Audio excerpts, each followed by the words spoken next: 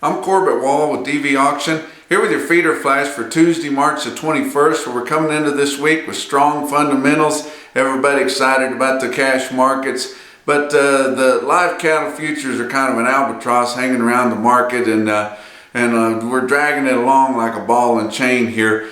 But we'll see what your cattle sellers do. We'll see if there's any fed cattle sellers that are willing to take less money to sell cattle out front, like we've seen the last 2 or 3 weeks, while the rest of the guys have been trying to hold this thing together and gain more ground. But probably be offering around $1.25 for 2 to 4 week delivery, and there might be a few guys that decide to take that early, undermining the rest of the guys that are trying to hold this negotiated cash market together, even though our spot futures market are not really helping. And here on Monday, trading kind of weak with the rest of your contracts not doing a whole lot, while feeder cattle are stronger once again.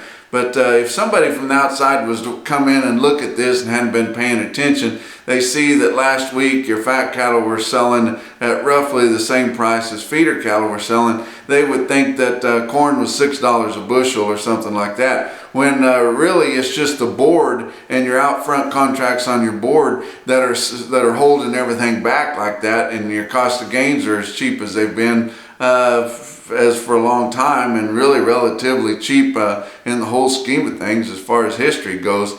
But looking at your feeder markets this week, your real-time index Monday afternoon is running about a quarter lower on heavier weights, which we've got our weighted average weight up there around 806 compared to the flat 800, which it's based off of. So you expect that to be sucking back just a little bit, but that's including some odd cattle too. On a Monday, you have a lot of sales pumping cattle into that, and you're going to have a lot of small odd bunches there, but those cattle feed too right down the alley from the big bunches that sell. But your early week markets in Oklahoma City, 6,700 head. Feeders mostly steady. Calves had a higher undertone, but like we've been saying, there's just not a good test of calves in the plains and the Midwest, and we're really having to get all of our tests on a market for calves out of the Southeast.